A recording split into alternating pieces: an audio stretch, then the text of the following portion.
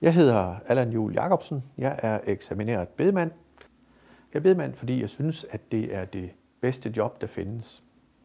Det er dejligt at kunne hjælpe folk, som står i en svær situation, når de har mistet en, som de holder af.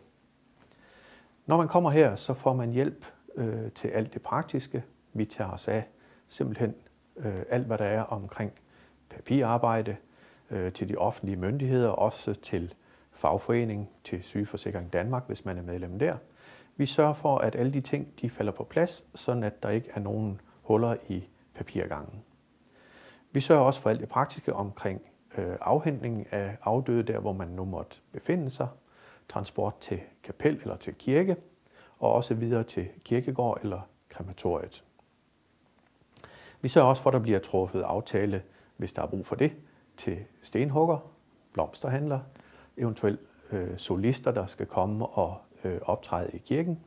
Hvis vi taler om en borgerlig bisættelse eller begravelse, så sørger vi også for, at der kan eventuelt komme en og holde en tale, eller vi kan være behjælpelige med at stå for den del af det, således at der ikke er nogen, der sidder tilbage med en fornemmelse af, at det var tomt. Når man henvender sig om en bisættelse eller begravelse her, uanset om der er tale om en stor højtidelighed eller en enkelt højtidelighed, så er servicen den samme. Kerneproduktet er det samme. Der er ikke nogen forskel på det. Og derfor så er man velkommen, uanset om man ønsker det meget store eller det meget enkle.